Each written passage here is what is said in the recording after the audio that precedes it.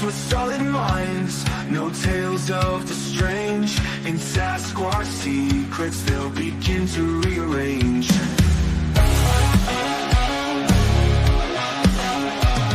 Truth's the vibe, we're on a quest. Look beyond the trees, what do you see? Factual stories redefining history. No myths, no magic, let's break the mold. With every word spoken, the wonders unfold.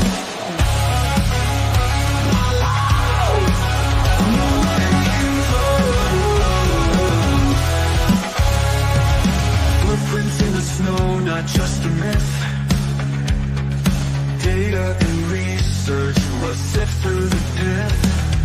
Tales of a creature, but science leads the way. Nikki's quest for knowledge, come join and stay. And hello, everybody, and welcome back to Sasquatch Secrets. I'm your host, Nikki Colon. So happy to see you all here on this lovely Sunday afternoon. I hope everybody's having a good day with your families. Hopefully you weren't working. I'm glad I wasn't working. And as a matter of fact, I'm ecstatic because I have tomorrow off too. And I thought I had to work. So hopefully that doesn't change. I don't know. We'll see. But good to see everybody. Let me look and see who we've got in the chat tonight. Let's see. Oh, we've got Grant was the first one in. Grant and Rasha, so happy you could come in. Grace, Hope, and Joy, good to see you. Glad you could be here. Lazy Cowboy, of course. He's happy because it's 1 hour earlier than normal. But next week, we go to daylight savings and we change. So live it up this week. Live it up today because, yeah, we go back to being, extra hour for you. Who else we got? We've got Sandra Piper. How are you, Sandra? Oh my gosh, I have so neglected you. I am so sorry. I really like to check in on several people, and I've just been working, and sorry. But I love you. You have been such a staunch supporter of my channel and everybody's channel, really. We see you all over. I hope you are feeling good and things are going well for you. We got Relic Hominin. Good to see you. Evening. Good evening to you. Oh, look, there's Jonathan. I was going to call you Jonathan and see if you wanted to come on because I was so late trying to contact people to come on as a guest. But it was because I didn't have an idea of what I was going to do for the show.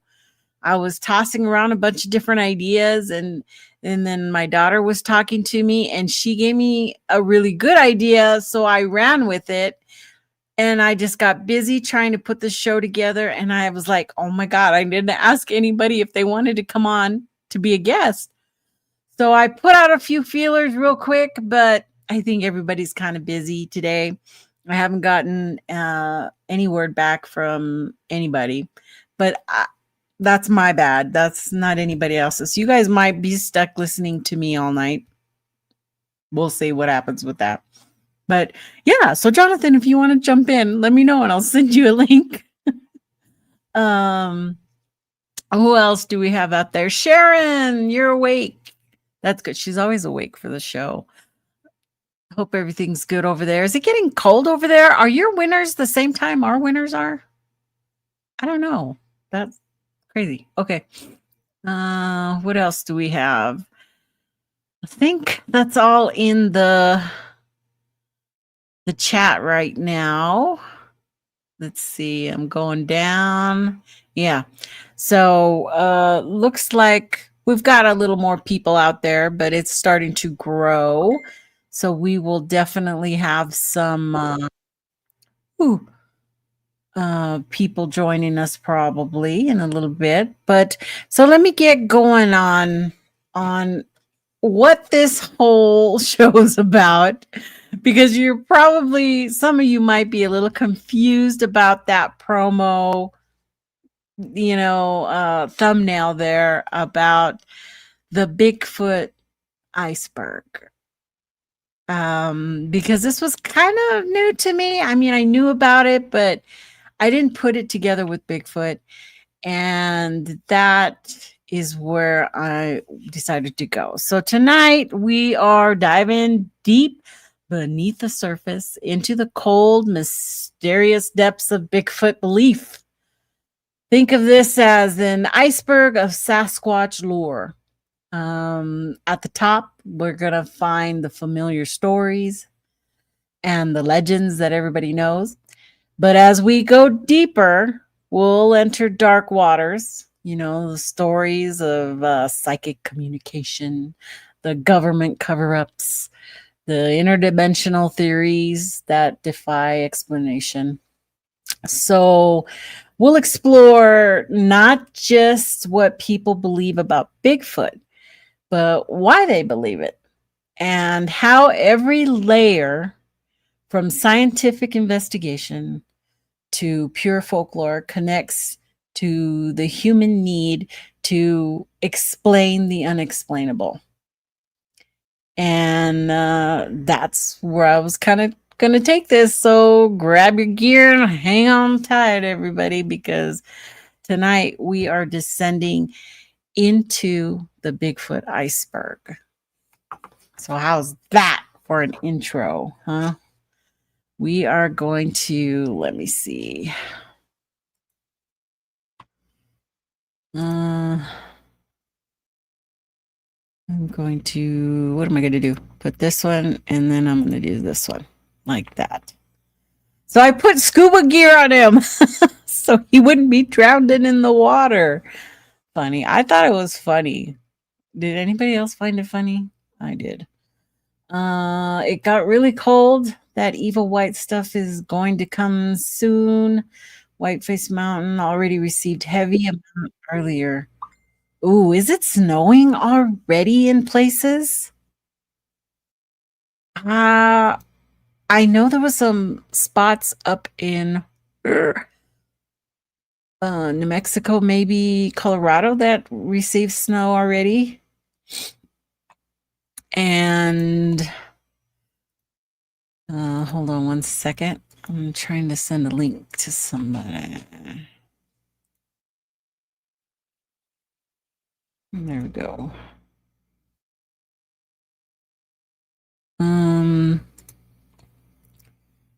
So top of New York in the Adirondacks. Snowing up there, huh? Scuba Squatch. Ooh, how can I make that into a show? I'm looking for new ideas, I'm telling you. Grant says he worked on Friday and Saturday night. I worked Saturday night. You slept all day? I can't sleep in. I'm by like 8 or 9, my eyes are like starting to roll, falling asleep. But my daughter's got me watching a show on Netflix, and I want to see it, but I just start to fall asleep. And I'm like, okay, turn it off. I got to go to bed. I don't want to miss anything more. But, and it's so crazy. It's a Japanese series. I'm watching a Japanese series, but it's really it's like Squid Games versus apocalyptic thing. It's so crazy. I totally got snatched up into it. I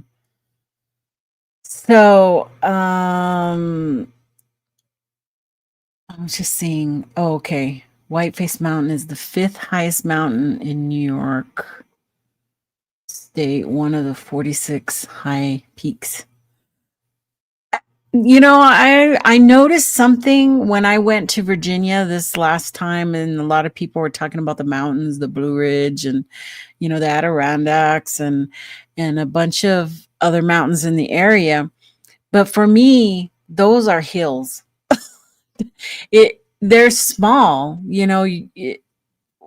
when we talk mountains in the West, we're talking 12,000 feet, 9,000 feet to 14,000 feet. Those are mountains, and those are what we see and have in the area. But a lot of the mountains on the East Coast aren't quite as lofty. So I was like, oh, that's a mountain. That looks like a little hill, you know? But so it's kind of different. And I love it when people from the East go to the West and then they see the either Canadian Rockies or the US Colorado Rockies, because it's quite the sight. It definitely is. So anyway, before I get they used to be such higher. Yeah, they were probably higher. They're not so high now. But anyway, they still receive snow. And I know you guys have snow up all in that area because, anything above, say, I don't know, North Carolina and above, you get cold, sub cold, freezing temperatures. So I don't think I could live in like Minnesota or Montana. That's cold, very cold. I went to Pennsylvania in January one time and I never felt that kind of cold before. That was my nose was frozen. Like, you're ew. Yeah, it was uncomfortably cold, like a wet cold. And it's not like that over here. We have dry cold. It's totally different. I don't know. I might be just talking smack. Hey, Mike, welcome to the chat. Good to see you. We are going to start talking about the Bigfoot iceberg and what I mean about the Bigfoot iceberg. So, for those who don't know, there's something that's called an iceberg chart. It's kind of a visual metaphor used to separate visible surface level issues from deeper underlying causes or knowledge or information that you have. And they can be quite substantial, right? So you start at the surface and you start to work your way down into the depths, okay, of the iceberg. And I'd never really seen one done on Bigfoot, but there was several that I found through Reddit, and I've credited the iceberg charts here to those Reddit users. I don't know their real names, of course, but one is more of a cryptid one, and one is a Bigfoot one that was completely had just so much information that I even had to split it and make it bigger so I could read everything that was there. And I didn't really agree with the way this person placed events into their chart, but it's their chart. They can do whatever you want with it. So I wanted something similar to this, but I wanted to make it easier for a discussion on live, so it couldn't be difficult. I didn't want to get lost in all of the topics that this guy had. This was this bottom part. You're seeing the bottom part of the iceberg there. He just was throwing stuff in there about events that have happened in the Bigfoot community, of either research or non-research, woo side, scientific side. Everything was just thrown in there. So I was going to make something way simpler, something also to deal with stuff I've done before. So based off of my shows and things that I've talked about, I made a very cute little simple iceberg chart. Here's my little iceberg chart. And If is that too small for you guys? Because I can make me smaller and make the chart bigger. I can do it a couple of different ways. I can even do it like this. Put me down at the bottom. So we'll do this just so you can see what I had going on there. So my chart had a surface where it was based off of mainstream Bigfoot beliefs. Okay. You could call it mainstream Bigfoot beliefs, or you could call it the well-known stuff of Bigfoot, you know, which for me included stuff like the iconic Patterson-Gimlin footage. And because everybody knows that, and this is, it's talked about consistently and is beaten to the ground consistently over these last 50 years, including, you know, we just had the 58th anniversary of the film, of the Patterson-Gimlin film, and it'll always be celebrated, you know, either way. So when you have these well-known occurrences, we'll say, that's, to me, that's the surface. You know, that's on the top. These also include any type of sightings that may happen, and specifically in the Pacific Northwest is where I've put it, because it has the largest number of sightings anywhere. And you can, people can fight saying, no, we've got more sightings over here, we have more sightings here, or, you know, and that's all fine and dandy, because right now we only have a couple of places that really try to document and preserve all those encounters and sightings into report style, like the BFRO or Bigfoot mapping projects. And you also have Emily Fleur has her own mapping project, and you've got a bunch of people out there who are documenting these, but that's, you know, you could still count it on like your hands, you know. It's and there isn't one specific one that is perfect, right? They all have something they either leave out, or they have issues with updating. That's my issue with a lot of these bigger ones, is that they're not really focused on a lot of the new stuff coming in, because investigation wise, you know, the BFRO likes to make sure that the information they're getting has been checked out before they put it in there. So they send their investigators out to ask questions and to get all that information to put into their system.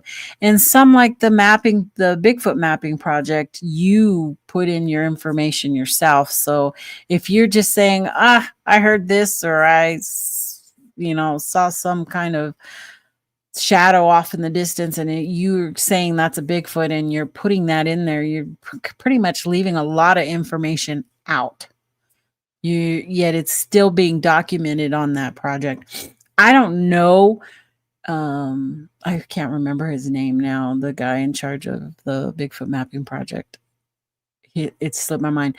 But, you know, I don't know if he has a way of vetting any of these, or researching it, or checking them out, or so you're kind of just left with taking it for whatever it's worth, right? And that is how I started to structure my iceberg. That first tier that we're talking about here, the well-known, it would include things like large footprints and castings. So that would include stuff like the Skookum cast. Now, many don't think the Skookum cast is really a Bigfoot sitting there eating apples, you know. Some have said that, well, it could be an elk, an elk wallow. It was in the middle of a mud, flat there. And I've seen it both. I could see it both ways. I do lean more towards it just being an elk or a deer in there, because it's so amazing that they had this whole thing set up to capture, on film, and nothing was caught. And I know there's a story behind what happened. Scott Tompkins. Wait, I don't think his name's Scott Tompkins. Is it? Yeah, what are the odds? Relic says that the Skookum Cast turns up in a documentary, but it does, right? It makes a story. And where do they have that Skookum Cast? Isn't it somewhere in some museum somewhere? Or is it just kind of fallen to the wayside? I'm not sure. Somebody, where's Henry? Henry would know. So, but that's a physical, right? That's something we can touch. And okay, yeah. So,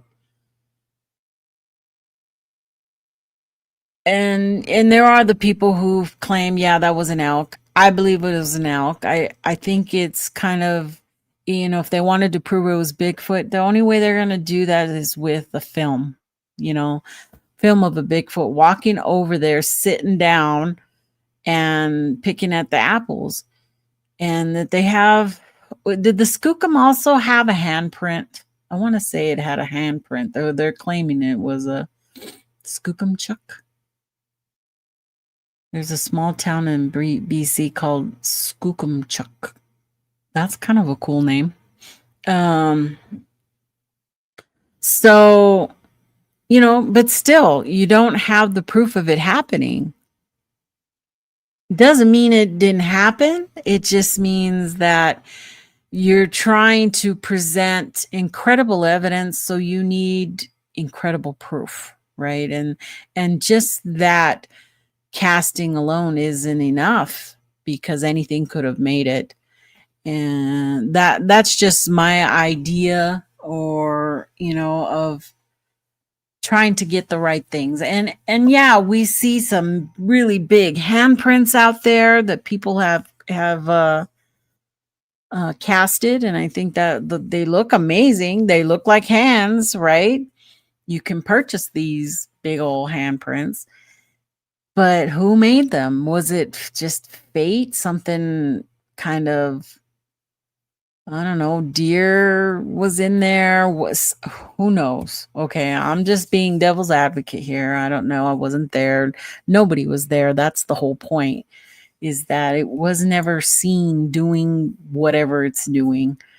So print those footprints. I would also put that some of the footage you will see Derek Randall's leaning all over the print. Yeah, you've got stuff like that, and it does put into question motivations and stuff like that. I think we all want to be able to prove Bigfoot to the science community, but the way we're going, there's a lot of things that keep happening that don't do that.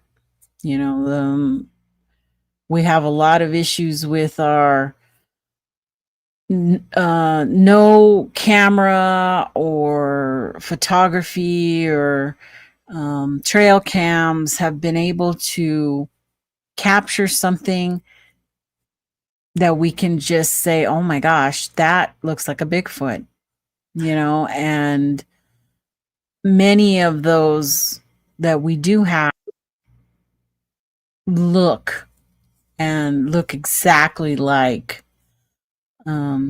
fake, look like a man in a suit.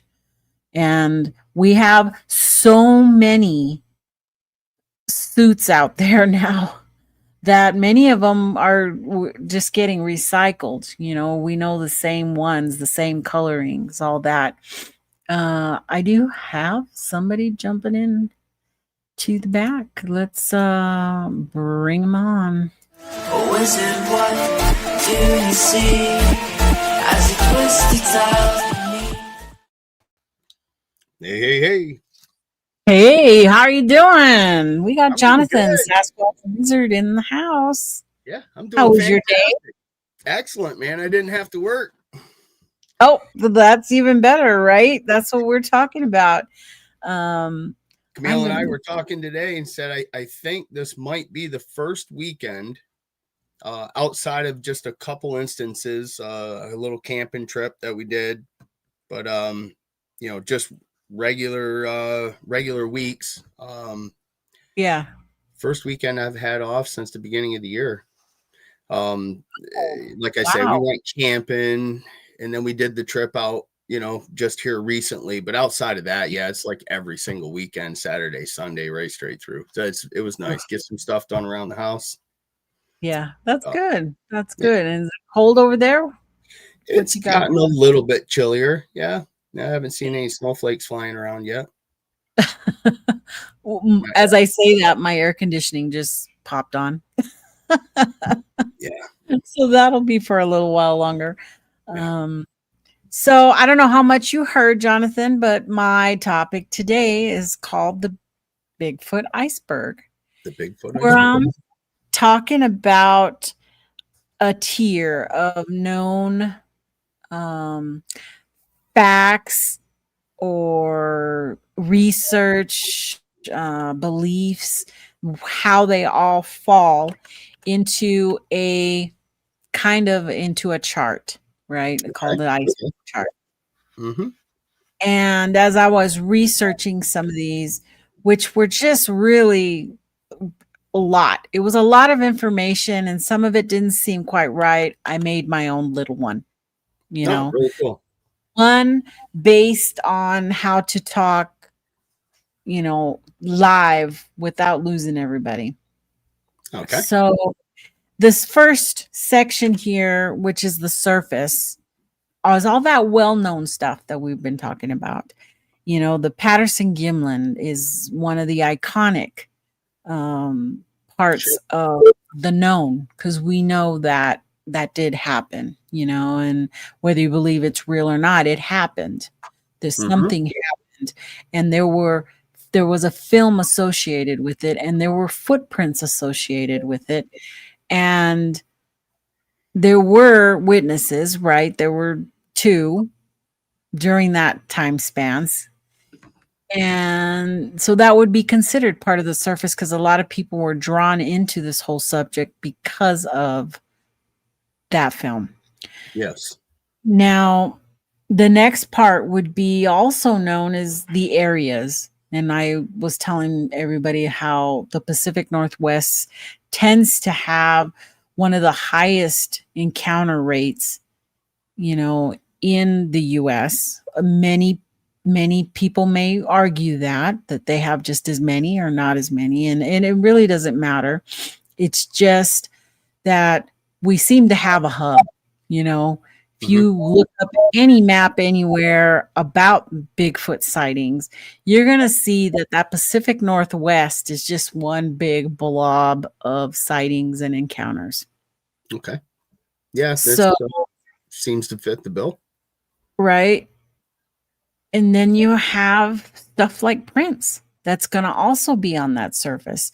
And I was talking about the Skookum casts and how no matter what, if you believe the Skookum cast is real or not real, it still didn't quite carry what I think they hoped it would.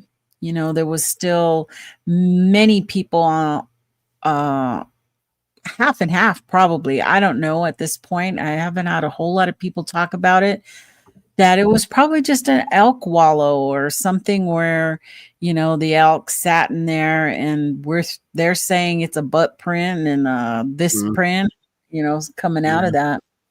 Well, you know, I But mean, when elk get up out of their bed, they relieve themselves. I think that's a stern argument for it being something other than an elk, because that happens most assuredly, that when the elk get up from a bedding, they relieve themselves and leave droppings, and they didn't find any droppings there. So that makes it a little stronger argument for it being something else. right. But it's And still an argument. that's why it's still exists, you know, because it wouldn't be dismissed completely had there not been stuff on both sides of the fence, right? Yeah. There, so just like the P&G film, there's stuff on both sides. Yeah. So, but that's still surface. That's still the surface. That's stuff we know. You know, it's happened. Part of that surface is gonna include the entertainment. Okay, we can't talk about that surface without including the Bigfoot in popular culture. Yeah. So, you know, your films, your TV shows, your merchandising, podcasts, you know, all this is a part of that surface. Yeah. And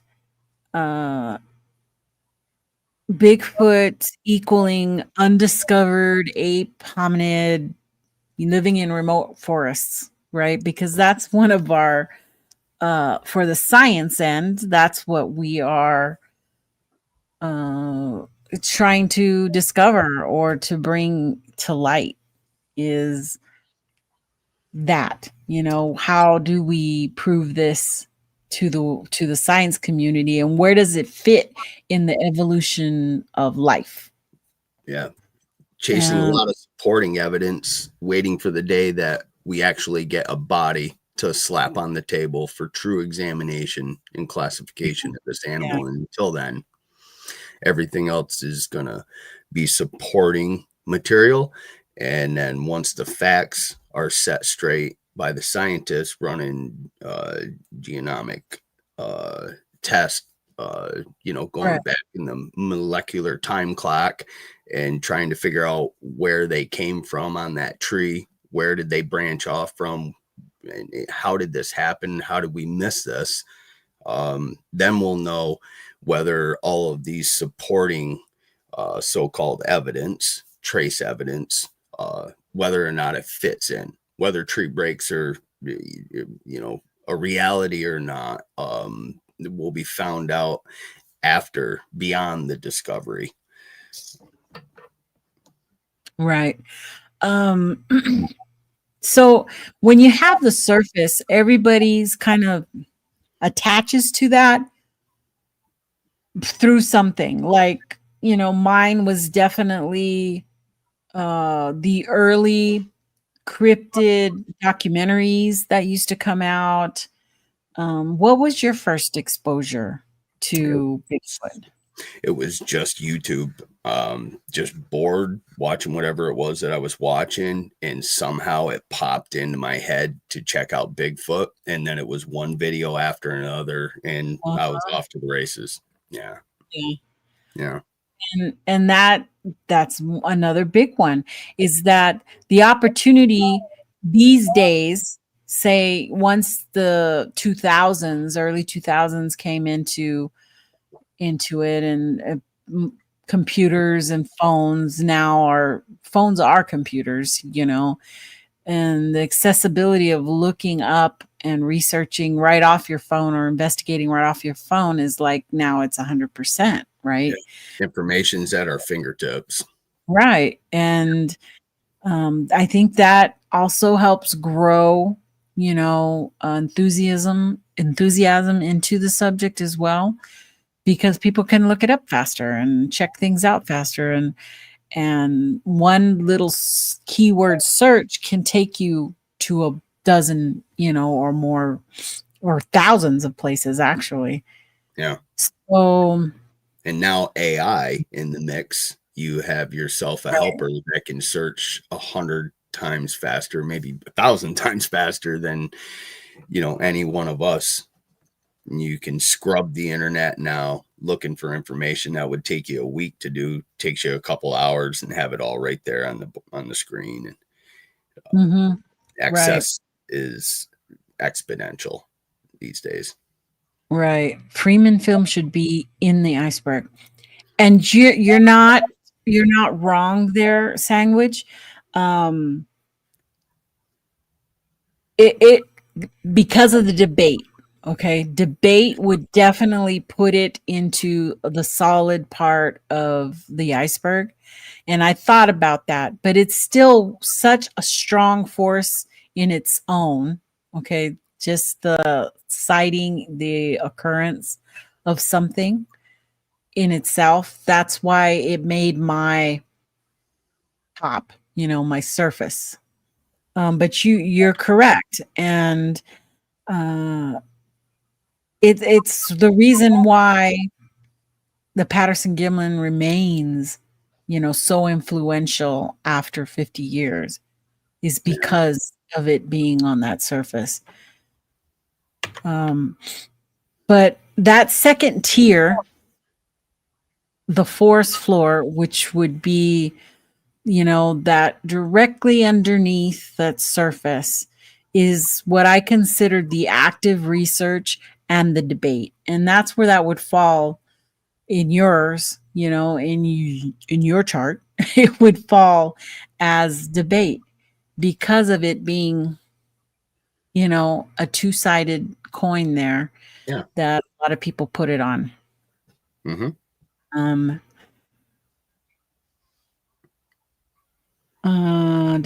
me see. I had some more questions. How has mainstream media helped or hurt the credibility of Sasquatch research? Well, you want to go for that one?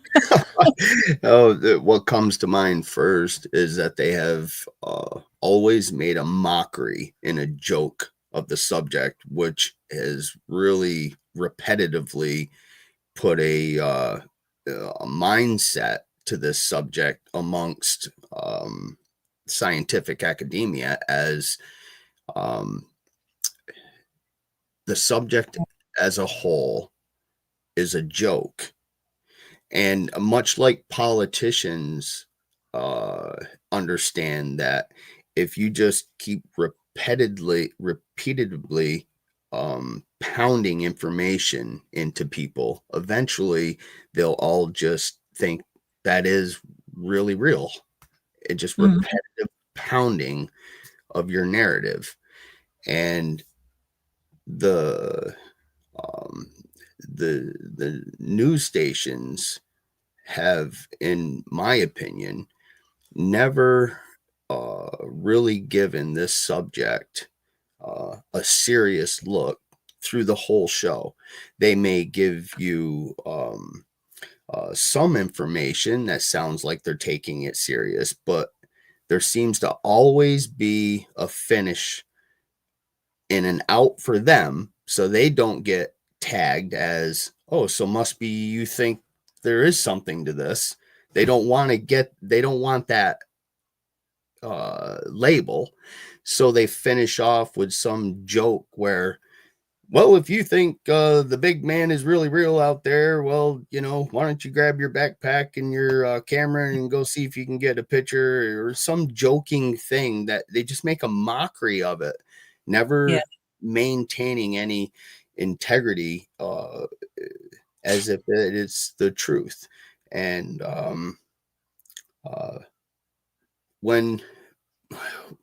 so I remember somebody told me there was something going on with the government and policy, what was going on. And I was on a job site with these homeowners, and they were some very prominent people, very serious people. And they had asked me if I would write a letter and send it into Congress. So the reason being, and what they had told me, was that the way politicians view one letter from one American is that there is another 5,000 to 10,000 Americans that are thinking the same exact thing. So if they get one letter, it really does have a lot of weight. Okay. So when a news station puts out a report on some Sasquatch research that is really excited to show what they got because it may be substantial, and they make a mockery of it, that message goes out into scientific academia, and they basically view that as the better portion of society thinks this is all just a pipe dream. I'm not touching it with a 9-foot pole. But if just a handful of these news stations would take somebody like the late great Dr. Jeff Meldrum 100% serious on national news and give him 30 minutes to present the most substantial evidence that he has witnessed and documented, and not make a mockery of that, that one weight may tip the scale just enough to have scientific academia take this subject a little more serious. Yeah. So I think the news has done us a big injustice overall. Mm-hmm. Yeah. It that type of stuff really takes a life of its own, because good intentions in the beginning of these type of things seem to me make a lot of sense, right? Oh, we're going to do this show or this TV show, and this is going to be our intention, and it's going to be great, and we're going to get followers because we're going to present real facts. But very quickly, that's got to turn to numbers. It becomes a complete number game, because if they want to continue to do that, they need to have views, and those views turn to something completely different, because people won't view unless there's suspense or unless there's something that is going to grab them and hold them and bring them to the next show next week and the next show after that and the next show after that. Yeah. Because that's just the nature of people, right? Yeah. We want the juicy stuff. Yeah. Bigfooting is not juicy stuff the majority of the time. It is pretty boring, unless you just like to go out and hike and have a good time and fellowship and do it, then it's great. But on camera, on film, it tends to start looking all the same. Every video, right? It's just you walking along a trail. Yeah. You talking Unless to you can yourself. show them Bigfoot. Yeah. You talking to yourself. You're talking to hopefully people who are going to watch your videos and make jokes, and you try to make light of things, but it's pretty much just you walking in the woods. Yeah. Which is over and over and over. Yeah. Except for the people who have no problem making claims that what it is that they have shown you on their video, or what they're showing you that they have heard is, and said right out of their mouth, that Sasquatch. Then that grabs the people's attention pretty much, because that's what they needed to hear. Oh, so you're sure that Sasquatch? Now you got my attention. That's because you said so. Right. I mean, and so there's unfortunately, just like the news, they crave the attention, and they have learned that if they deliver the product, they get the results. Mm-hmm. Yeah. Clicks and views, money tends to be a big factor in that type of stuff. So you never know what's created in the background. And if you really think that some of these Finding Bigfoot, or even Bigfoot expedition, Bigfoot, they're still productions. They're productions, and they're for making money for someone. Sure. So For TV.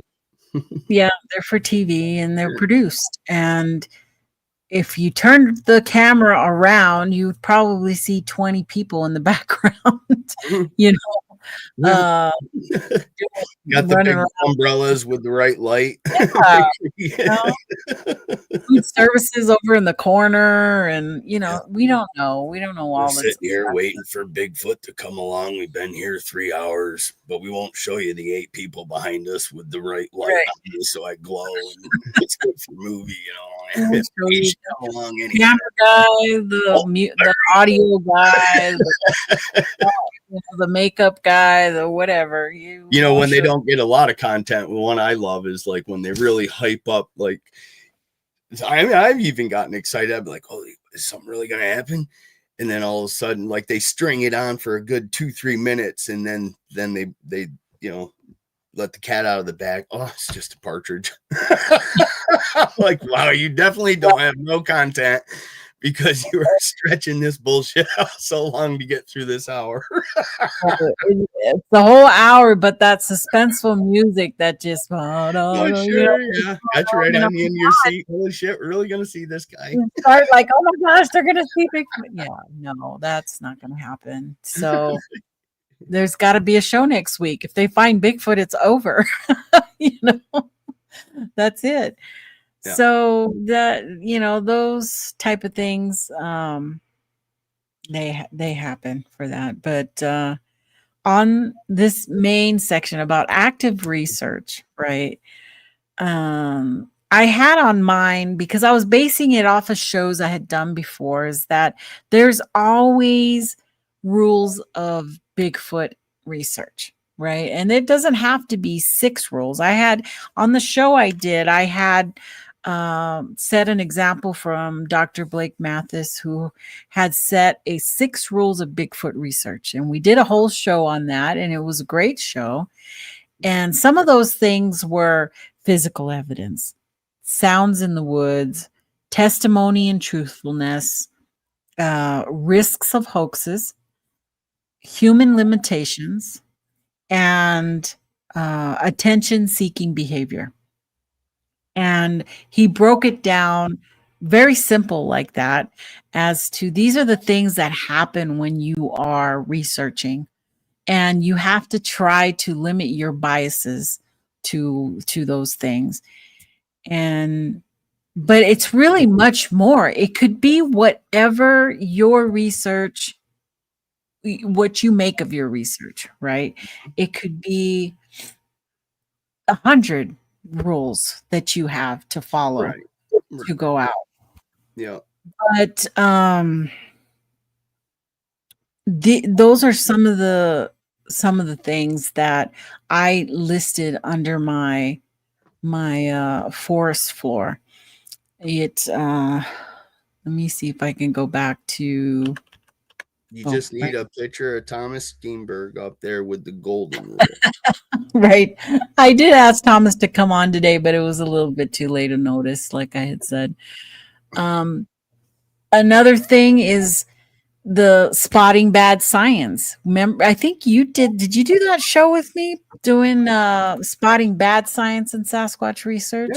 Yeah. And we talked about how things can, go the opposite way you want to, and how documenting and all this stuff really lends to the data, right? You collecting data. It may not seem like it's anything, but in the end, it could be super important to have all that data. And you can always go back and refer to substantiate your claim that happened, whether it's good, bad, or ugly. At least you have documented it, and you can pull it up and say, right here. Right. Yeah. And Pat has a good point. It's not research. It's just looking for Bigfoot. There are a few dedicated researchers who have documented data, about every trip they go out on, about anything from the weather to the time of day to animals that they've seen or food sources. They document a lot of that. Mhm. We just don't see all of that because the majority of those researchers have pulled back from social media. Yeah, you Yeah, get so much ridicule and you get right. jokers out there that are just laughing at everything anybody does, no matter what. It just gets frustrating. You know, it's like having some little chihuahua dog just barking at you right in front of your feet all day long. Eventually, you're just like, my God, take this thing away. Right. Right. Um, what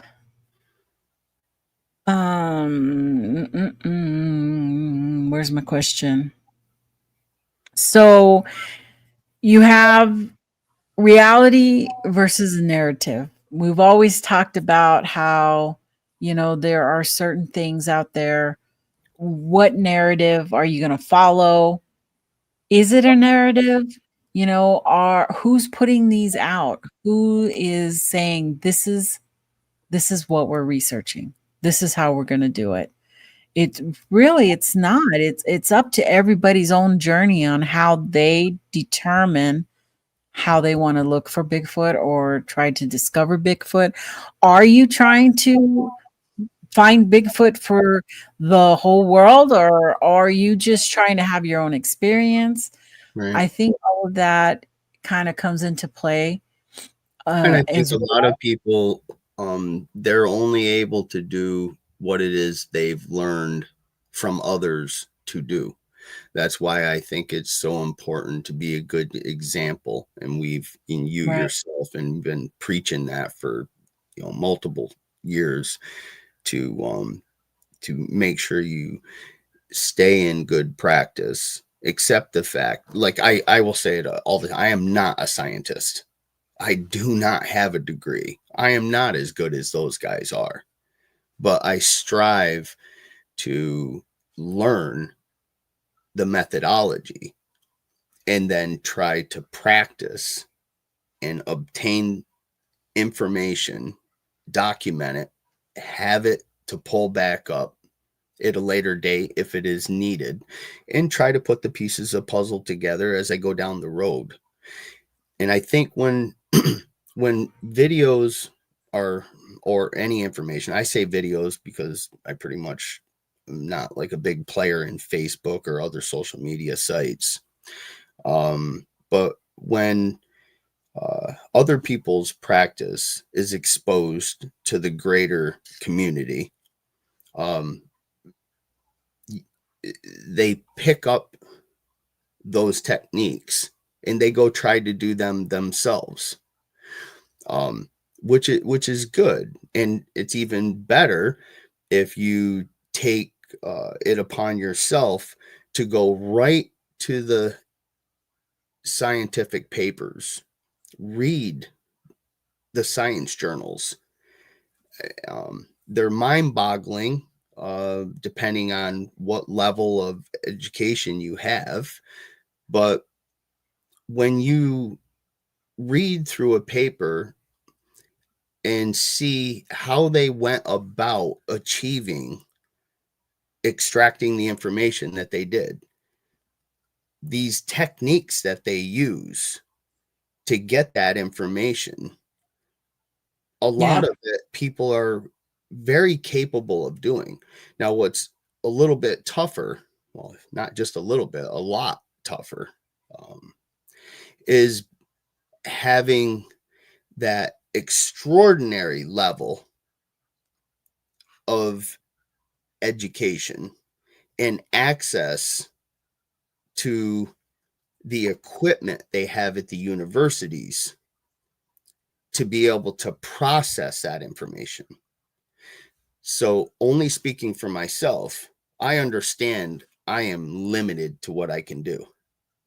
But if I can collect said information, whether it be audio, whether it be tracks, whether it be scat, hair, environmental DNA, which I've still got to get with Shelly Covington. She told me that she would help and teach me how to properly collect environmental DNA, and I bought the whole kit from her. And so be able to add that in. And I won't just stop at Shelley and Covington. I will read science journals. I will continue to try to learn to sharpen my skills. I think Mike Ann, I don't want to put words in his mouth, but I think Mike Ann Tack, I think he does have knowledge of collecting environmental DNA. If he does not, like I said, I'm not trying to put words in his mouth. Right. Again, at my level, speaking for myself, and I would like to be an example for others. We can collect this information and document it properly. When I say properly, at least good enough so that you can hand that to science. If they get a body, slap it on the table, and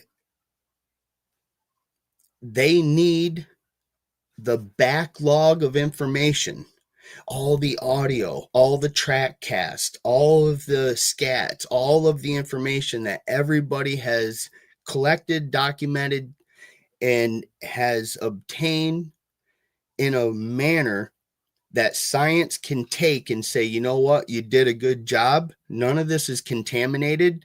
We can work with this. Maybe some of it's going to be great. Maybe some of it isn't going to mean nothing. But it's information that was collected and documented properly and ready to hand off.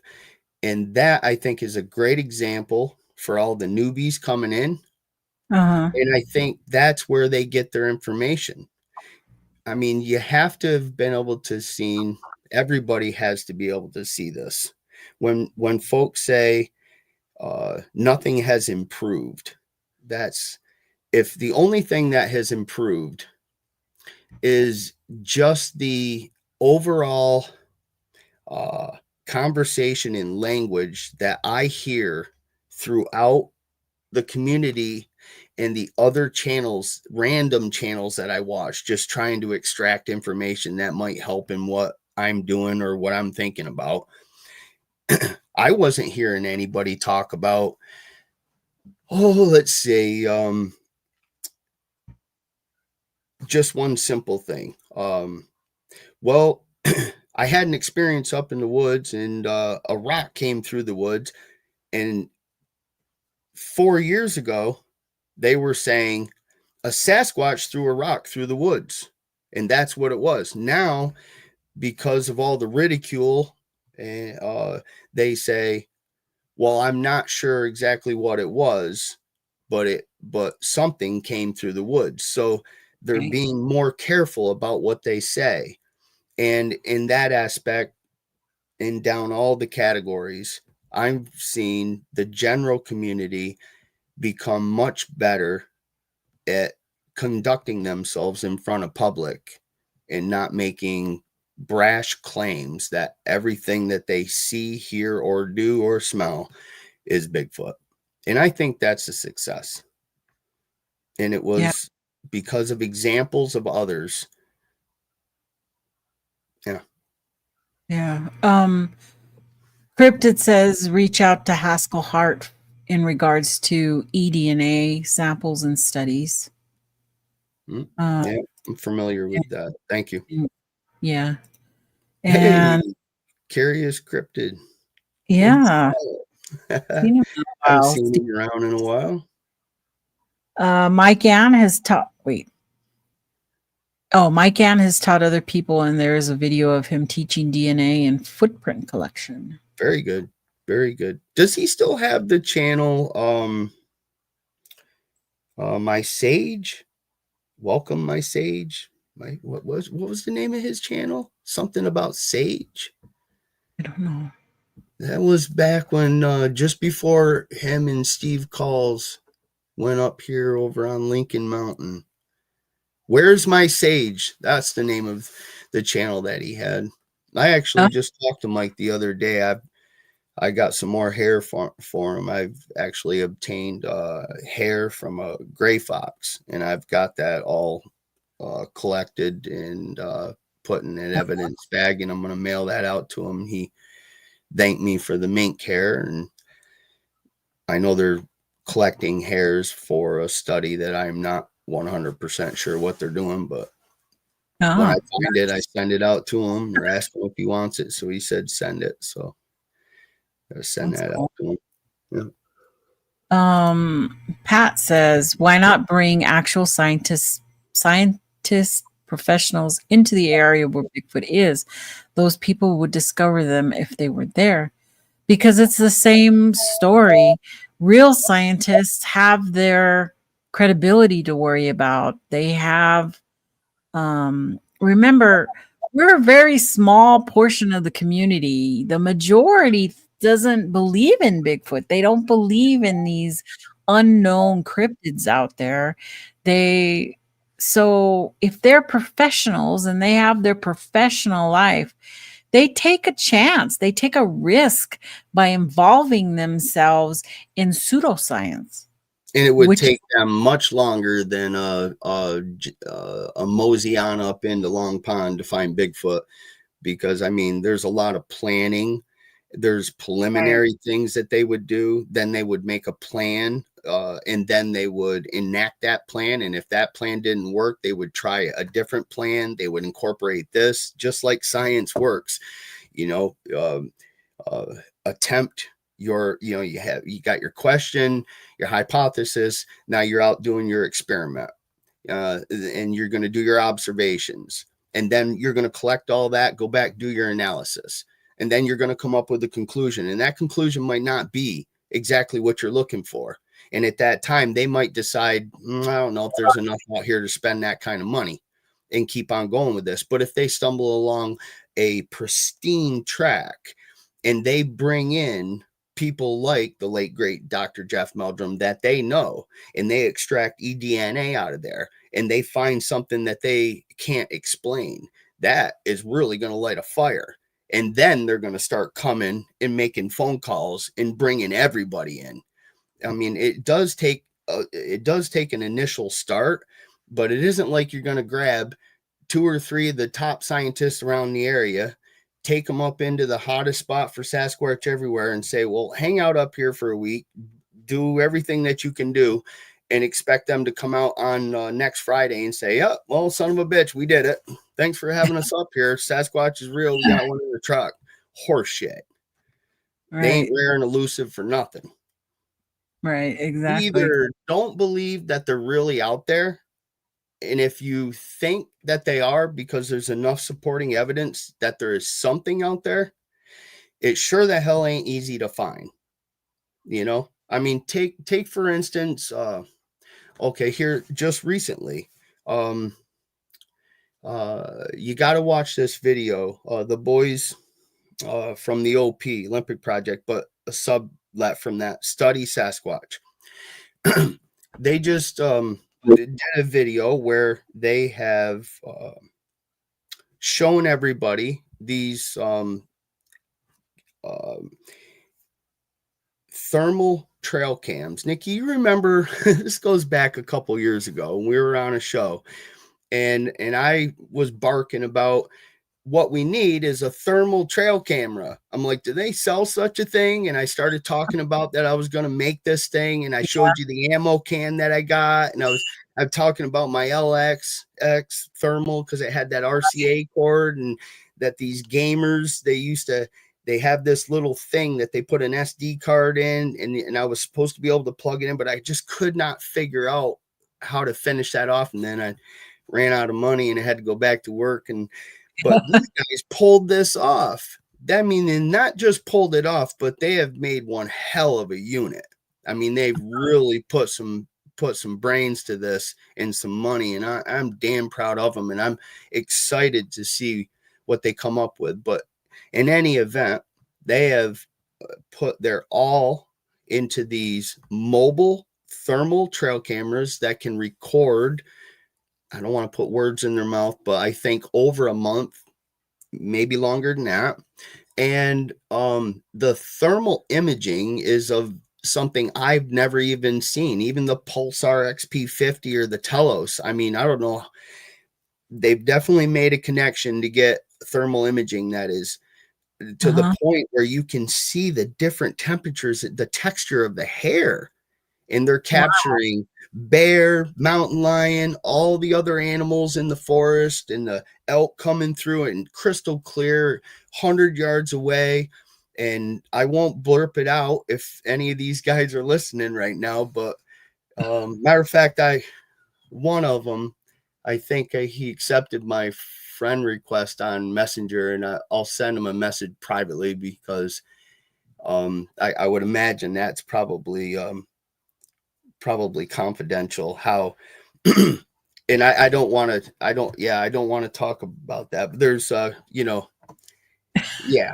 don't want to talk about that, but I might, if they haven't done it, I might have an idea that was my idea back then to beat the IR thing.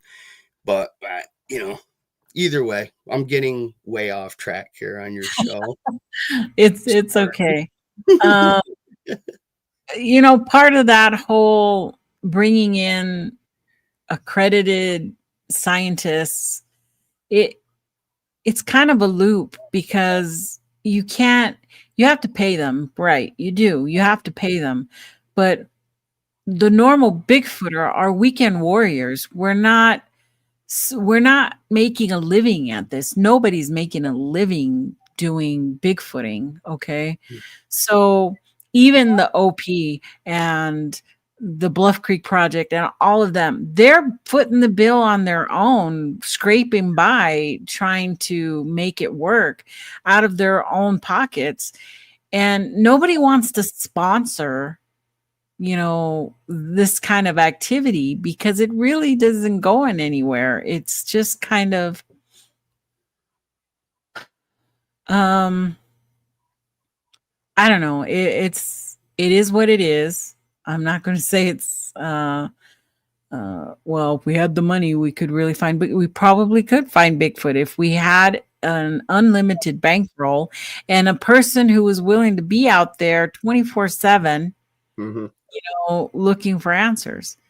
But we don't have that. We won't. We're just one more good video away from the whole world being super excited. Another Tom Slick, another Tom Slick of this era, who will just throw $1 million at somebody and say, "Find Bigfoot." Yeah, I think Dr. Jeff Meldrum had spoke about. Matter of fact, I have screen recorded a handful of scientists who have in the past, in the recent past, and recently, outwardly been on people's podcasts, and have outwardly spoke that they are talking amongst themselves and are actively supporting pseudoscience. They have seen the value in amateur wildlife researchers in many different fields, birders, people that are studying bats, and studying all different types of wildlife. And they have admitted some of these folks have gotten very, very, very good. And I think that was my point with Study Sasquatch. They have gotten very, very, very good. And if you folks have not really looked into these guys, they are not just gathering information, but again, I don't want to put words in their mouth, but as I remember it, there is an individual that they have that is entering all of this information into a spreadsheet, sort of like what I was talking about a while ago with that, what's it called? I can't even remember the name of it. It's RO something. It's actually what scientists use to put data in so that they can run I can't think of the word, data sets. So they can run data sets, and they can change the values here and there, run that data set and check the graphs, and it gives a lot of really valuable information. And they are collecting the information and entering it in a way that if and when needed, if a if scientific academia comes to study Sasquatch and says, show me what you got, I think they are going to be able to hand them what they have, and science is going to be able to incorporate that very easily, and it's going to be very valuable. Mhm. I'm just an old beat up hillbilly, and I get a little involved in too many things sometimes, but I hope to get to that spot. I just do everything by pen and paper, so I'm a little like Thomas Steenberg. You know, it's going to be a filing box with 85 billion postcards and notes all over the damn place. You. Papers and data galore everywhere. Now, I have to say, he's very organized. I mean, everything's in file folders, which are inside of file cabinets. Yeah. And he's got a logbook so that you can look at something quick and then go straight to the right file. He's organized. Okay, I see. You know what? Maybe I'm headed. Maybe I'm, he's got a lot of years on me. Maybe see all these little tags.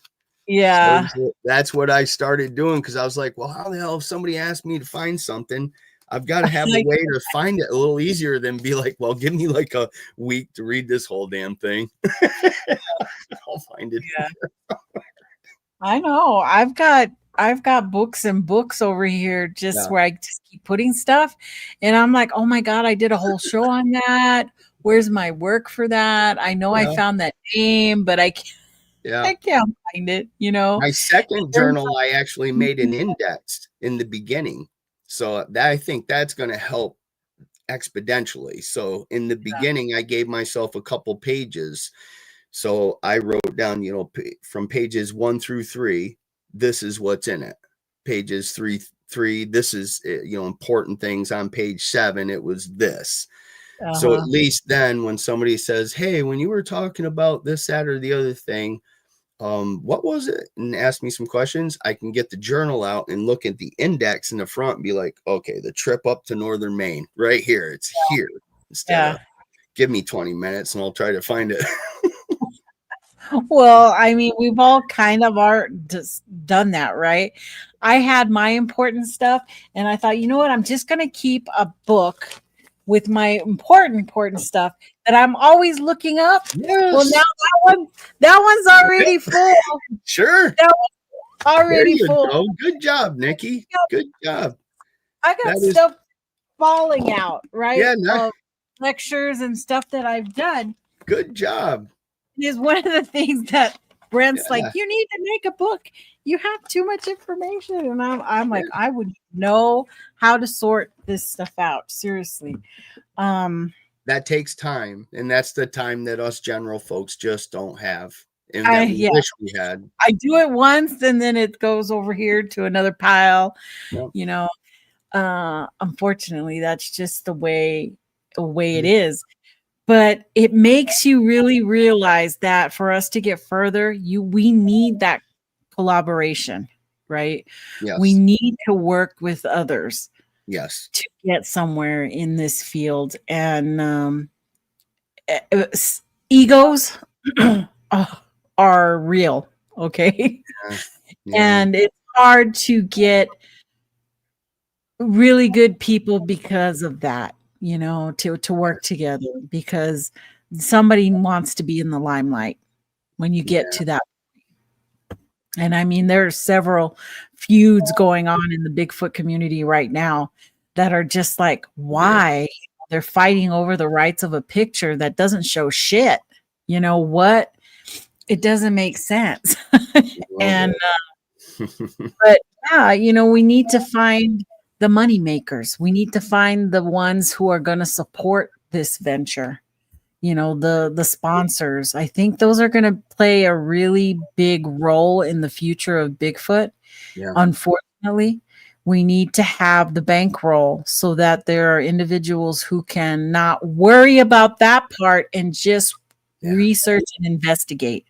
And then you could interest a scientist, because whether they're wherever they're working, whatever they're doing, especially the ones that have tenure, and they've got tenure, they've got all that knowledge under their belt, and they don't got to worry about going off on a little side adventure, and you got the money to pay them, well, then you can bring them in, and then they know people. And then if they entertain what you're doing and there's some substantial information there, and they see that there is a real chance to make a discovery of that magnitude, and you got the money to pay these guys, yeah, you can bet your ass they'll be coming in. Yeah. Yeah. Yeah. 'Cause it's all it. You can see how the money plays the part, because then you can have investigators and research, because you're going to have two different components there. The researchers know how to collect the data and know how to collect that evidence, but it takes an investigator to find it.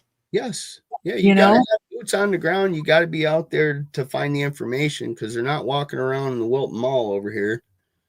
Yeah. Right. Yeah. Some might say they're behind, the Sam's Club or the Costco or whatever. Well, But there may, I mean, if I'm not going to be, I can't be biased either way, right? I have not found Bigfoot deep out into the woods.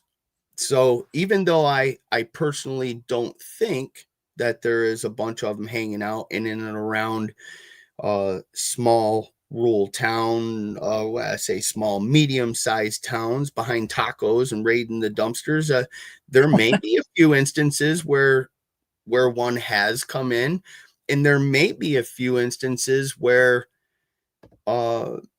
maybe that is the case. And for whatever reason, maybe there are a handful of them that, for instance, maybe a lone male Sasquatch who's in his prime looking for a mate. Maybe he stumbles around through the woods up in an area in the summer and sees a beautiful female bathing in her hot tub on the back deck where she doesn't believe she's being seen.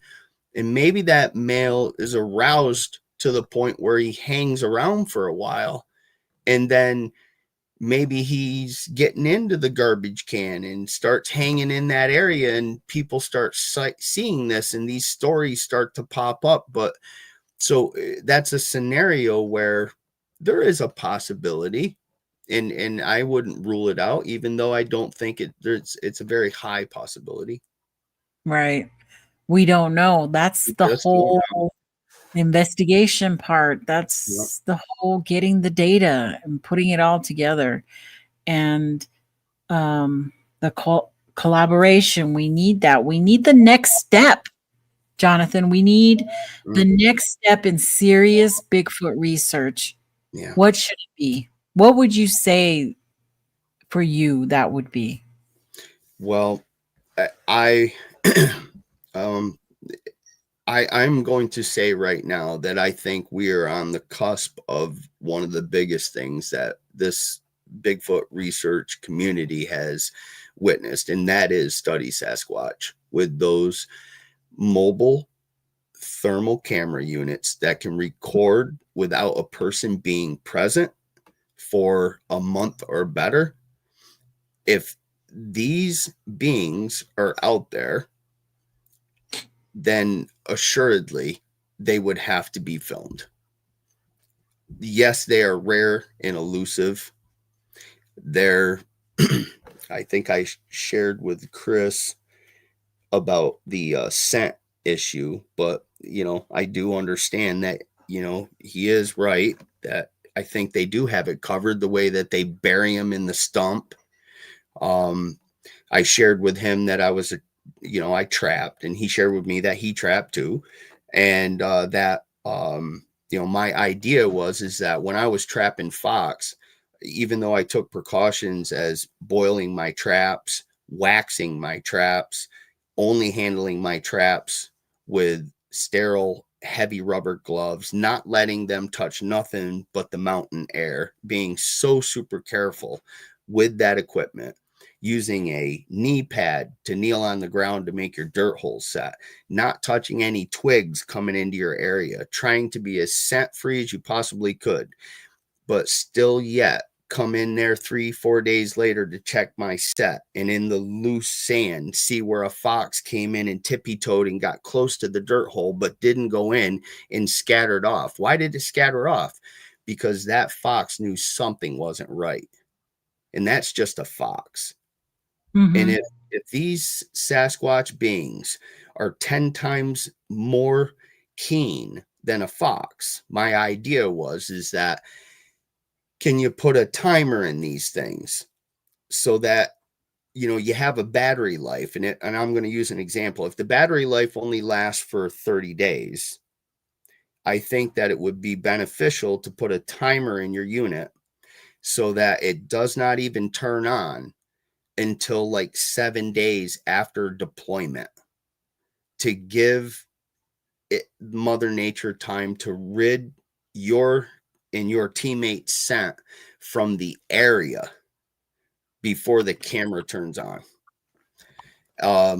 But hands down, I think that is, I don't think everybody knows it yet. And I think people are going to start to become aware of it, but I'm super excited.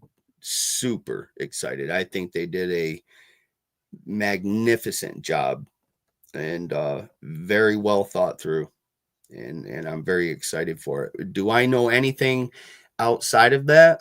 Well, you know, what's Pat or Turner with the drones, the thermal drones. So I know there's individuals that have them, whether or not they are as qualified to operate them in a manner that they can achieve success, be it filming a Sasquatch. I can't answer that, but I think that is an excellent avenue.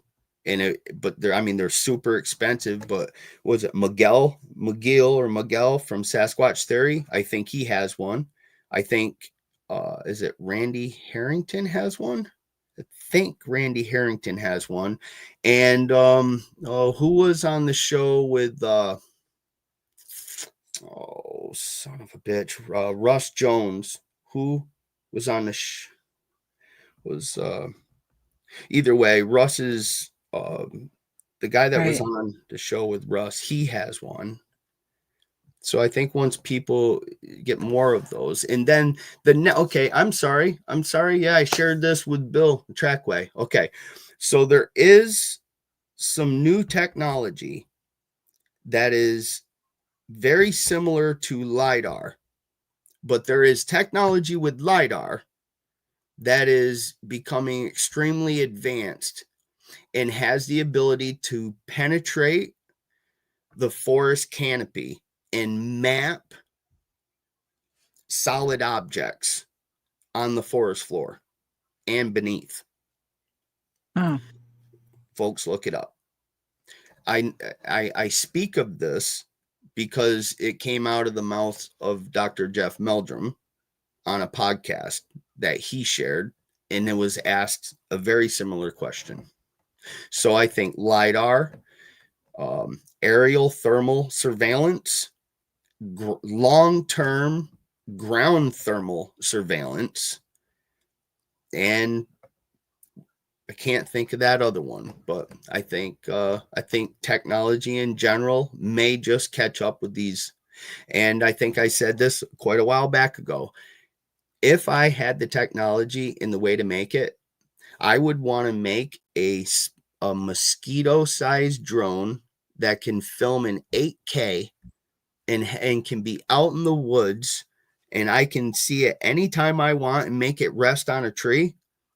And then it also is integrated with AI so that it never runs into anything and can self-manage itself. And if it gets in trouble or has problems, send me an alert and where you're at, and I'll come get you. But that thing, if that thing could be out into the woods, that minuscule, and be able to film, record, and send the information back via Starlink, then we have these little dinky mosquito drones flying around in the forest, being part of Mother Nature. Eventually, you got to come across these things. There's got to be a handful of them out there, for crying out loud. They leave tracks. And I would say that was very frustrating for me not that I have given up on this. I have not. I get out in the woods now and then. I got a few things that I'm doing, but I don't think it's a new news to anybody that about a year and a half ago or so, I kind of ran out of money and had to get my ass back to work. So I could not apply myself as much as I was prior, but I have not given up. And if I had the money, I would be out there every single day. But, right.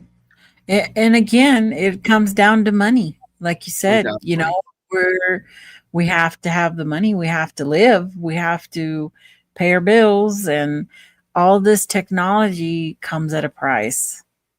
So, it'll leave people hanging, because getting sponsors and getting people to pay for this equipment that is so expensive and could, in one swell moment, could break and crash, and there's got to be some financial benefit to those people who are supporting this type of habit. That's why I'm saying it. We have to have somebody who's just willing to give up the money and not expect anything in return. We need some allies in the archaeology department too. We need to influence some young folks that are looking to be archaeologists that can be allied and not be part of, and I'm not starting a conspiracy theory, but when bones are found, that they don't just disappear or be classified as something else. I mean, they're pulling stuff out of Siberia, out of the receding glaciers left and right now. I mean, this stuff's melting. And if they were out there, I mean, you're talking out in the far western Russia, and you're headed towards Asia. And I mean, generally, that's where we're thinking these things kind of, came over from America, was Asia for the most part, and that is, Western Russia, across the European continent into Asia. Maybe if we allied with some archaeologists and were a good influence on them, maybe if they were to come across bones, maybe they already have. There is actually I don't want to take off on your show here, but there is been they're about ready to get rid of Homo heidelbergensis, and it's going to be a new name, and that may have already happened. But this is just pending new discoveries, new bones, new things that are being found. Yeah. And that's part of evolution, right? Is the more we find, the more it changes the structure. Yeah. And we get more answers. But it's just, we still have such a small portion of that has been discovered. So it's going to be changing. It'll always be changing with every little discovery, in every mud pit and cave that new explorers are able to get to. New stuff is found. Yeah. So we're missing a branch somewhere. I mean, we're missing something. Science is missing something in the skeletal remains that they have found. Right. Well, moving right along, the next step tier is what I call the campfire. It's all that folklore stuff. It's the personal experiences, the anecdotal, the speculation. And that's a big part of this too, because a lot of people who come into the community, they love that part. Okay. They love listening to the stories, and to, whether it's real or not, that's what draws them into this cryptid, this whole area. And that's fine, but this area of the campfire has things like I talk about the woo, right? It's going to be the phenomena, the portals, the cloaking, the disappearing footprints, and they like it. So you get a lot of views with that type of stuff. It's not going to prove Bigfoot at all, okay? And it also includes a lot of different stuff, like what was the sleep paralysis and neurological stuff that's happening. Are we just imagining this stuff? Is it what do they call it? A mass hallucination? Are we doing mass hallucination here? Yeah. That's part of this section here. It's our experiences, and when you don't have the physical part of that experience, you just have, hey, this happened to me. Hey, I heard a chaw in the middle of Mount St. Helens, but that's all it is. That's what I got. I don't have anything else to tell you about that. There were some possible footprints the next morning. But that's all I got. And it just makes me more intrigued. And now I know that I freeze up when I get scared. Those are the things that happen. Yeah. And flight, fright, or freeze. This whole campfire also encompasses the hoaxes. Okay. Yeah. Which is tending to be bigger than we think it is. Because majority don't believe in the hoax part, really. You have the scientific part of people who, can go further into those things put out and okay, yeah, that's a hoax. This is why. And there's very few of us who do that. There's just a handful who will take the time to go through and gather all the information and put it out to people. Some do it better than others. Some do it more than others. And it's still up to that person to decide whether they're going to believe it or not, because you can tell a person 100 times that, nope, that's this, here's all the proof, and it still carries on to the next group and the next group and all of that. So that's this part here, this campfire. And I was going to see what questions I had for that. Because we talked about that. I put a question out there. I wanted to see if people were going to answer. I don't know if it went out or not.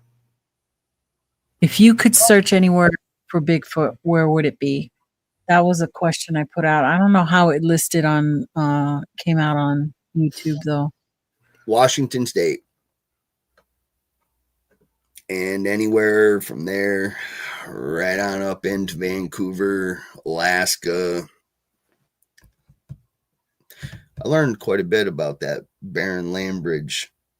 I always thought of it as like something different than what I learned it actually was, and how long it was actually there and how vast it was, big enough for breeding populations of many mammals to actually live there for a great deal of time. It wasn't just some thin little ice bridge that popped up there for a little bit. But all from the Pacific Northwest, that general area. For sure. I would rather research over there than where I am over here, because I think if they're rare and elusive over there, they're so damn rare and elusive over here.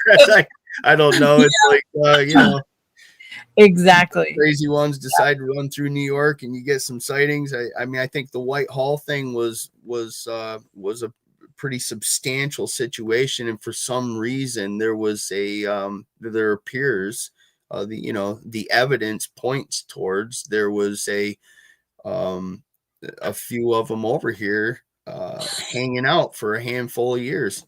And that there are still some kicking around out in here, but I don't think there's anywhere near the population as there is over in the Pacific Northwest. Yeah, that's where I'd want to be. I agree. I think that's the biggest place to have a possible encounter, whether it be visual or class A, B, C, whatever you want to classify it, because of how many have been out there. I think it's probably the best chance of something happening. And think about I think there's one Bigfoot probably in New Mexico. Yeah, right. running Like a- around in circles. one that's coming up and north down to the south, up and down I right lost there. my girlfriend. I'm gonna keep running in circles until I find her. Yeah. So another thing that's, this folklore part and indigenous stories influence. How do you think it influences modern Bigfoot research? Run that by me one more time. How do you folklore and indigenous stories influence modern Bigfoot research? I You think it has an carries. impact? Yeah, I think it has had a very big impact and still continues to do so. And it's something that that's very interesting, and then further than interesting, it compounds. And in tribes that had no ability to communicate with each other were telling the same story, describing the same creature, Yeah. describing the interactions seemed to be parallel. You would then set that up on the folklore shelf, and it really adds some weight to keep you interested and to continue conducting your experiments and continue observing. If you didn't hear any folklore, or there was just a couple, 2, 3 stories, you'd really have to start asking yourself, well, then how come nobody from years ago reports ever seeing these? But you take Samuel D. Champlain, gets over here and hits the North American continent. And in his journal and writings, well, they had witnessed a similar creature, described it, much like the natives across America had described the same bipedal, fully hair covered, gorilla looking man beast. And it may be folklore, and it's their personal experience.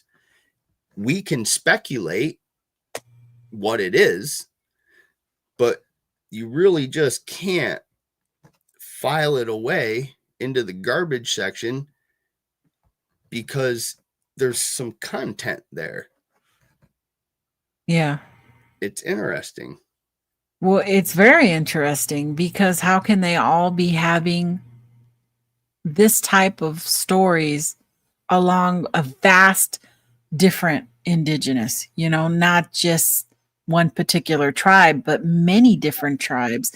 And we know about all these different names that they associate with these beings, or spirits that they call, it's the stone giants, the tall man, the hairy man, a whole plethora of indigenous names out there for them. So, it makes you really stop and think, were they really looking at things? Did they know how to hoax back then? Were they, putting these creatures on the walls inside of caves because they saw them, Yeah. So, a lot of that, and it's totally interesting. And I've really wanted to have another show in regards to indigenous sightings and storyline, but that's a lot of work. It's a lot of research on that one. And I think people should also stay witty about the fact that just because they were natives from 200, 300, 400, 500 years ago doesn't mean that there wasn't a handful of amongst themselves that were little jokesters. So if, Uncle Powwow and his dad actually saw a Sasquatch and tried to depict what it was that they seen by chiseling a picture of it on a stone, that doesn't Right. mean that smart ass Larry over here didn't go somewhere over and chisel the same thing over there and say that he saw one, but he never really did, or to hoax something or create a story. I am sure that there was different personalities amongst the native Indians, and I'm sure there was jokesters and hoaxsters back then too. But that doesn't negate the rest of what's been recorded in the folklore. But Right. it is something that you have to maintain that observation. Don't just think that because it came from a native tribe that it is guaranteed the truth. Right. I mean, yeah. Remember this section for me also includes the overlapping paranormal claims as well. It, lights and orbs and voices. That's would be part of this group for me. This campfire section. So I tend to not associate those with Bigfoot because I can't see a connection at this time. A lot of people do because, Bigfoot and then the light and all this stuff happens at the same time. So, that's their way of thinking. But, we don't know. And that is really a personal type of thing that happens to different people, what you experience out in the woods. And but I think they're kind of separate at this point. And in my journey, I keep them separated, but that would be part of this group. I like to put things in. I like to look at it like put that scenario in one little box, and I can work within that box. I can explore in there, and if I get information that seems to fit in that box or support something in that box, well, I can put that information in that box. But I also work over here in this box where, the better half of me doesn't think that orbs and supernatural events or extraordinary events have anything to do with a typical animal in the woods. I think it may have more to do with geology and physics. But because I don't know, again, I can't just run with what I like best. So I have to be fair. I do have to have a box over here for the orbs and all of that information. I may not work in that box much, but I do have a little box over there. And I'm not just going to brush it off until we know for sure. So I'm moving right along because we've filled up a lot of the time here. We've got about 15 minutes left, and I want to get to these last two sections here. And then the next tier 4 is the hidden caves, which I deem the hidden caves. Fringe hypothesis and controversies. And these are where I put the interdimensional Bigfoot. Okay. I'm talking about the telepathic mind speaking. You'd have some topics like government agencies covering up the fact that we do know Bigfoot exists, any of those type of claims, the forestry, secret agencies, military, all of that stuff would fit in here. The whole hybrid idea, the hybrid DNA theory, where it's purported that non-human material lines and unknown hominid ancestries and gene splicing, all of these type of theories would fit in here. And you also have the debates, the big time community debates of the insiders versus the outsiders, those type of controversies, that go on. And you could make that a big one, saying scientists and the woo, as a big controversy, because it does split the community in half for sure. But that is where, let me see if I'm on the right thing here. it gets kind of wild and sometimes fast, kind of out there with those theories of the woo and the portals and all that stuff. And some people don't know where to take that, or just to take it with a grain of salt, or they believe in all of that. And that's fine. That's their journey. But their iceberg would be flopped around. It would have no foundation, because there isn't any, like, at least with us, we have a primate that we are, well, not assuming, but we are speculating that this creature described as a Sasquatch is a primate. We have other primates to study, multiple hominin species, but they're in science, as far as I know, other than a couple of studies and some things said by NASA about portals, which are out in outer space. And it's not the kind of portal that these folks are thinking you're going to walk through and end up in another dimension. And but they have no base, no scientific base. There's no other information about portals to base their claims on. Right. So, I mean, it would be good if you had some scientific base, some information. Oh, your cat just jumped on your head. That's awesome. That was so Halloween. Yeah. Halloween kitty. Yeah. But yeah, I know you need to get through this. I'll stop there. Way to go. Way to distract me there, kitty. That looked awesome.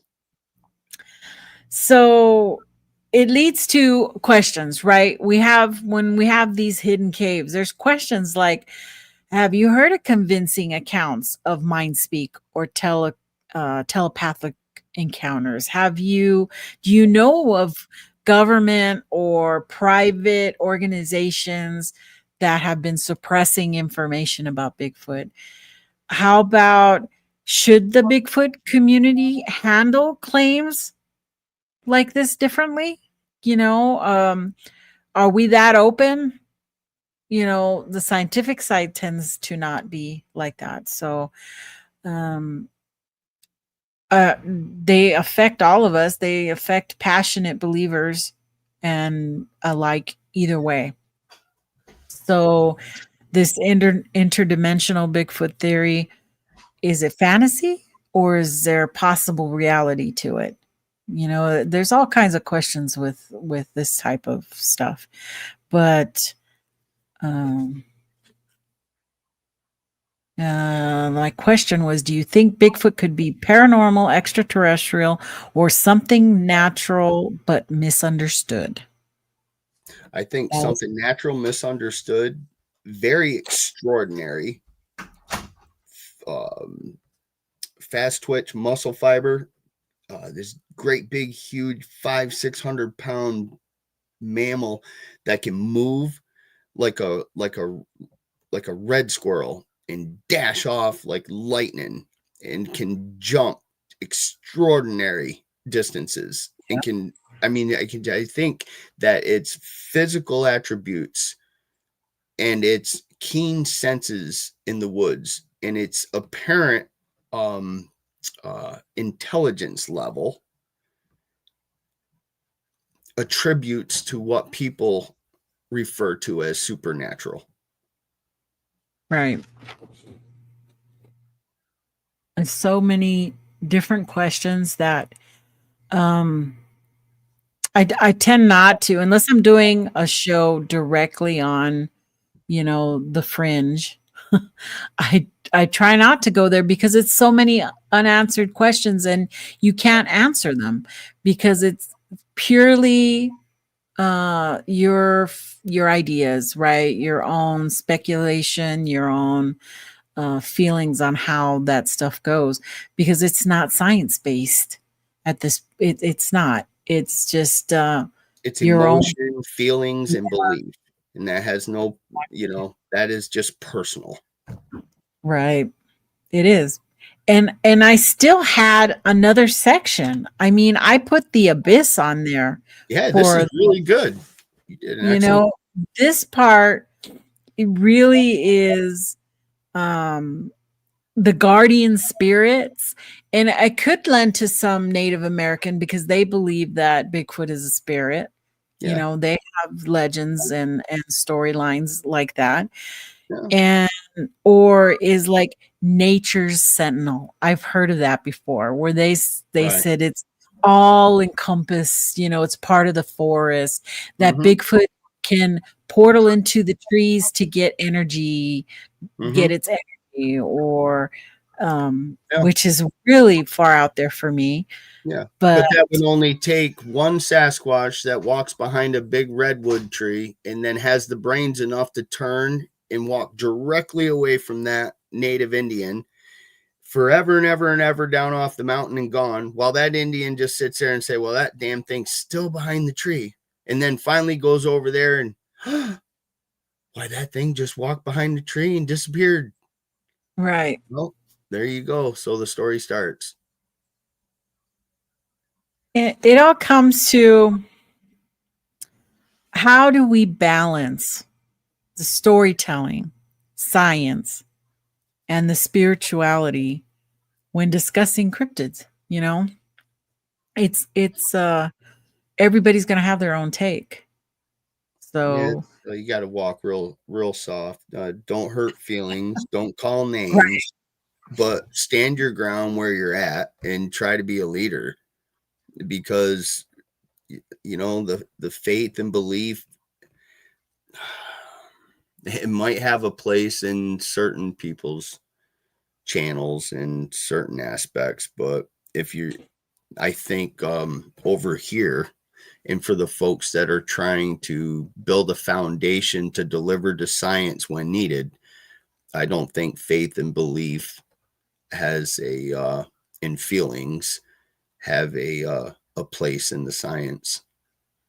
Right. Yeah. Yeah. It really shouldn't.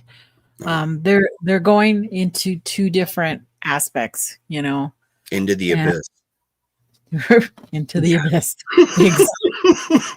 That takes us right there, right? That takes us to the end. And the only other questions I had for the chat was, if Bigfoot was proven real tomorrow, how do you think the world would change? That was my big question for the chat. Do you think it would just change everything?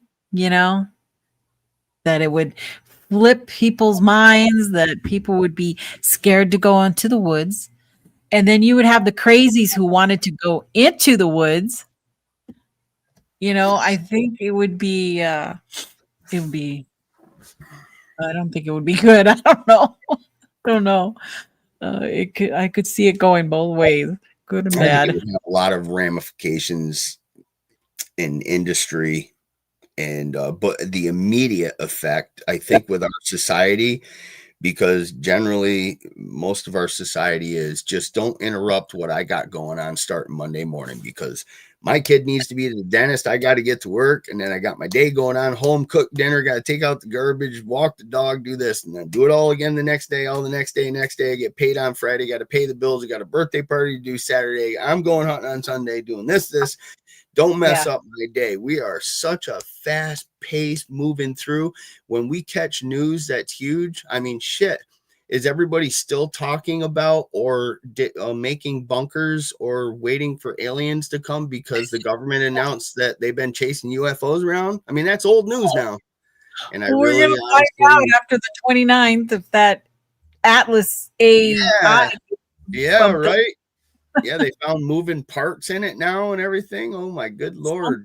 I don't know. That's going to be another part of history too, probably. But in closing, as we resurface from the depths of the Bigfoot iceberg, one thing becomes clear, and that's that the belief in Sasquatch is as layered as the forest it hides in. So whether it's science, speculation, or spirit, Each level of this mystery tells us something about our search for the truth. So the question isn't just, does Bigfoot exist? It's, what does Bigfoot mean to each of us? That's my take. And thank you so much, Jonathan, for coming and joining me on the discussion, because it made it so much better than if I did it by myself. Happy to help. I appreciate it. I do. Thank you guys for coming and supporting me in the show. Thank you, Sandra. I appreciate that. And my curly locks. my get out of the shower curly. I just did that. That's just the way it happens. So thank you guys. I'm pretty sure Steve has a show after this. So I'm not sure. Is Jen out there? Jen does or who knows? She was in the chat early. Yeah. Does Steve has a show after this? Well, Squatch DTV is on next at 7. So I hope you guys go over there, and we shall see everybody in the next chat. Keep in mind, keep your mind open and your evidence solid and your curiosity alive. See you guys in the next chat. Love you.